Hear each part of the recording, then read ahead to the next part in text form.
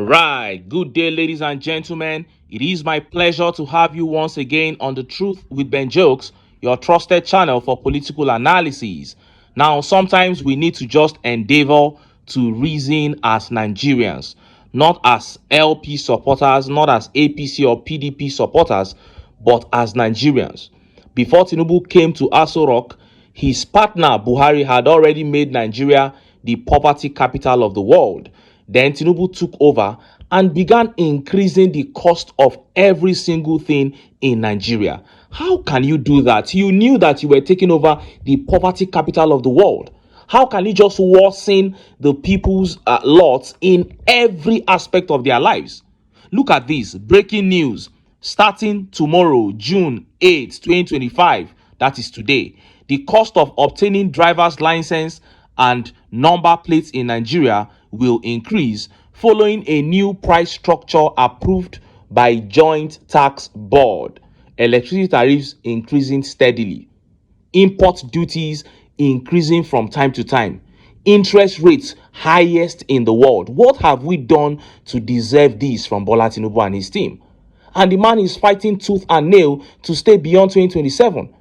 I can't imagine how much Nigerians will suffer between now and 2027, and Tinubu still wants to stay beyond 2027. He wants it so badly that he is throwing so much resources into capturing the southeast, seeing that northern Nigeria is fast rejecting him. Few hours ago, updates began circulating on Tinubu's dirty moves to get the support of the southeast, but he fails to understand that begging or bribing elites will never get him the southeast. And concurrently, media exposed Tinubu's budget for the maintenance of presidential jets, and Nigerians began to weep. Before I show you details of these top stories and how Nigerians reacted, let me quickly show you this video. Now, in this video, this typical Lagosian went to the coastal highway road and began exposing the scam in the 30-kilometer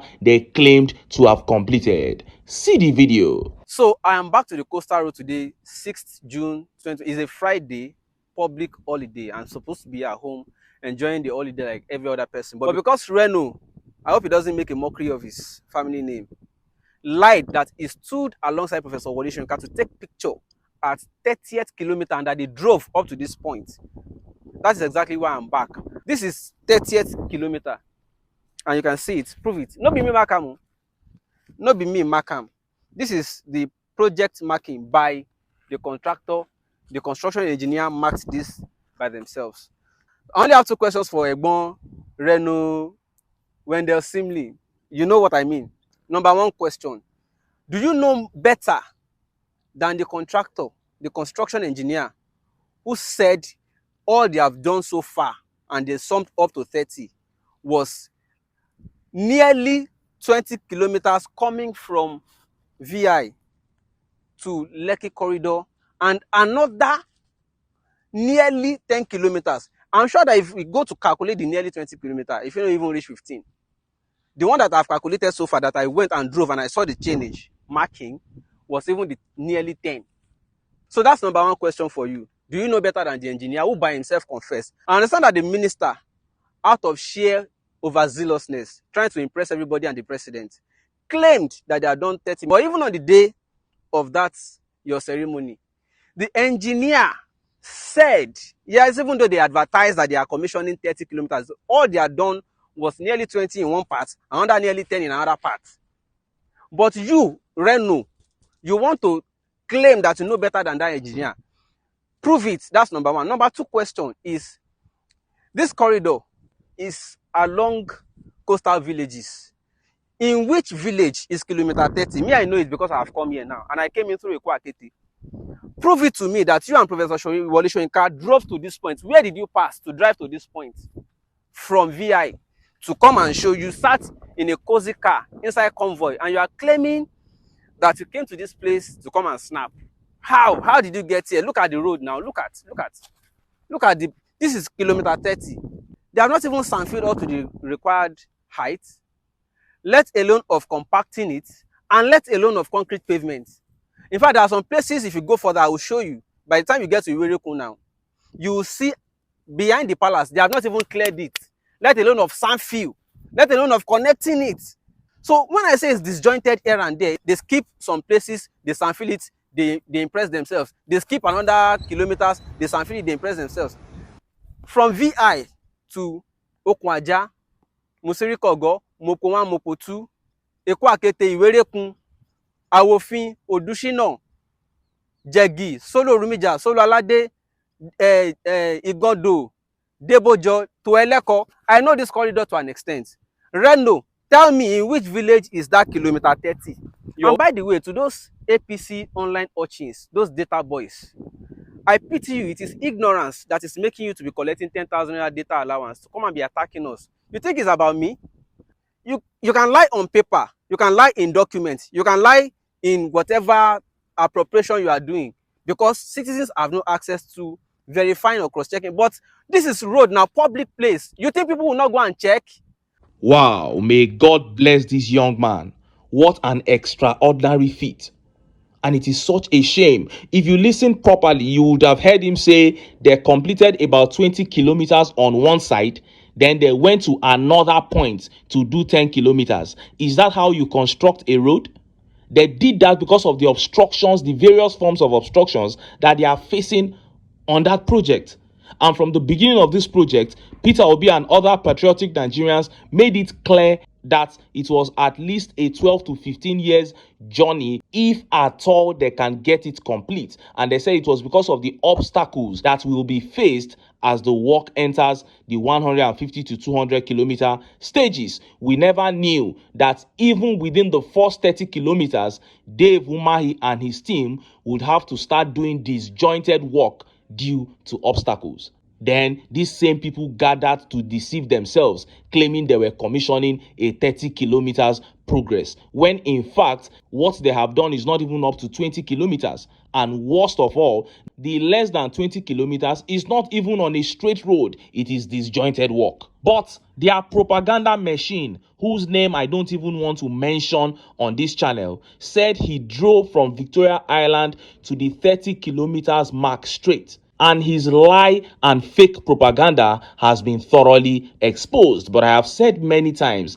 that propaganda will not run this government for Tinubu. 15 trillion naira signed out for a project that might never be completed. If Nigeria doesn't kill the APC will kill Nigeria. Now, let us look at the top stories. First is the media exposing Tinubu's budget for private jet maintenance to the shock of Nigerians. And next are those updates from the southeast carrying Tinubu's dirty moves to lure the region into supporting him. But the southeast massively exposed and rejected him. Let's start by taking that update on the private jet maintenance. Look at how the papers reported it. While Nigerians grapple with hardship, Tinubu's government allocates 55 billion naira for presidential jet maintenance in 2025. 55 billion naira for maintenance of the private jets. About 200 billion was used to purchase another one last year. Everything under this government is an avenue for some persons to become billionaires, for some persons to empty the treasury. If you know how much some people are embezzling from maintaining these jets alone, you will know why we say that the APC is a cancer. If Tinubu is allowed beyond 2027, I doubt if there will be a country, if there will be a Nigeria to even rescue. And Nigerians began wailing in the comment section. Let's take some of the tweet reactions. Israel Omole here says, Tinubu allocated 55 billion for presidential jet maintenance in 2025 budget. Before then, Oluremi Tinubu told their slaves they don't need Nigeria's money and they are already rich. And the slaves believed and jubilated while the oppressors continue. Israel is saying the same family that said they don't need Nigeria's money are now stealing heavily from the country. And Joe here says, stone-hearted, cold undertakers are in charge of Nigeria right now. Every other person can perish for all they care. They wouldn't even mind attending the wake keep of everybody. They are that cold, I am telling you.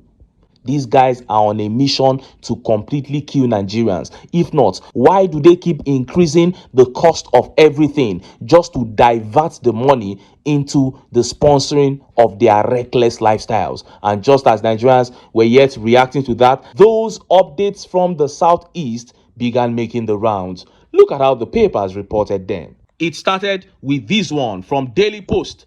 Former Minister of State for Mines and Steel Development, Uche Oga, has pledged his full support for the Renewed Hope partners, assuring of his commitment to the re-election campaign of Bola Tinubu ahead of the 2027 general elections. You saw that. That is Tinubu's strategy, trying to bribe and capture the southeast, one elite after the other. Then look at this, 2027. We will support Tinubu as we now understand his message of hope. Southeast Group, a group of young professionals from Southeast Geopolitical Zone under the aegis of Southeast Progressive Ambassadors, has assured that the zone will support Bola Tinubu in 2027 as his message of renewed hope has become very clear. The convener of the group, Mr. John Ikwetonye, and Secretary Dr. Justin Nwankwo, in a statement in Oka, argued that it would be to the disadvantage of the zone not to support Tinubu in 2027. According to the group, the people of the zone are already buying into the renewed hope agenda of Tinubu, adding that the message has started sinking gradually. Assuring that the people of the zone would vote massively for him, the group added, the only time to demonstrate that the Southeast has taken its proper seat in strategic planning and geopolitical renaissance in Nigeria is the upcoming 2027 election, and the best choice for Igbo to make is to unanimously key into the renewed hope agenda of Bola Tinubu. Now, these are all gimmicks. Get one Southeast elite that you are able to convince, one known person. Get him, bribe him, let him join you. Then you now begin to announce fake groups with just fake individuals that you gathered, like 10 or 15. And you say that they are endorsing Bola Tinubu. But I am even happy for those group members. Let them collect their money. Even if there are 6 or 5 of them, let them just collect their money. They should charge him well. Because we all know that even if he tries to make heaven fall, he will never get beyond 5% in the southeast. Even the 5% that he got the last time is still under investigation. Who are those lunatics who make up the 5% that voted APC? And of course, the IGBOS came down strongly on this update and began to condemn the group and reject Tinubu. Chukunonso here says, if you browse for the name of this ghost group, you will not find the CAC listing of such a group. How Vanguard gets to speak with these ghosts to know what they want for election season is alarming. That is it. The groups don't exist. They may just be a group of 4 or 5 persons who will just put themselves together, collect their share. They can go ahead and collect, but the southeast and the south-south are no-go areas for the APC. Enugu's first son here says, these are fake Tinubu bishops, and we would like to see a picture of the fake Igbo group without a name. Igbo people have always given their group names. That is it. This one has no name. Ayaun here says, make una collect una money o. But remember, say una go collect stone if una try mumu. That is it. And Buchi here says, APC will not win even 1 vote in my ward. Tinubu should forget Southeast. We will collect his money and vote for the candidate of our choice. I am telling you. And this tweet here says, Vanguard, stop writing lies. Igbos can never support Agbado even if Obi is not contesting. F the druggy. This is a very solid tweet here. The Igbos are not rejecting Tinubu mainly because Peter Obi is on the ballot. What they are saying is that you are not fit for their votes. Even if Peter Obi is not on the ballot, you are not getting their votes. This is a strong statement here to tell you that this rejection is not about tribalism. Because some people will say, okay, if you are rejecting Tinubu in the southeast, then they should also reject Obi in the southwest. No, this is not about tribalism. The man is not being rejected because of his ethnic group Obasanjo is one of the most loved leaders in Nigeria in the southeast. In fact, I doubt if Obasanjo is more loved in the southwest than the southeast. I doubt much. And Obasanjo is a Yoruba man. So what are we talking about? Atiku is not an Igbo man. He won all states in the southeast against Buhari. So this is not in any way about tribalism. And this tweet here says, no problem with group bought over supporting Tinubu in 2027. But the masses who have been impoverished by Tinubu and APC government want a new Nigeria led by Peter Obi. Peter Obi is coming. And Rushman says, we have passed the era of media propaganda. Let APC and Agbado Republic buy all the newspaper vendors. We will prevail against this evil government. Anyway, make I leave am here. Make I still enter town. Make I go get some ogbonge political news wey una go like. Why? Because of una. Na I dey here. So don't go away. Don't go.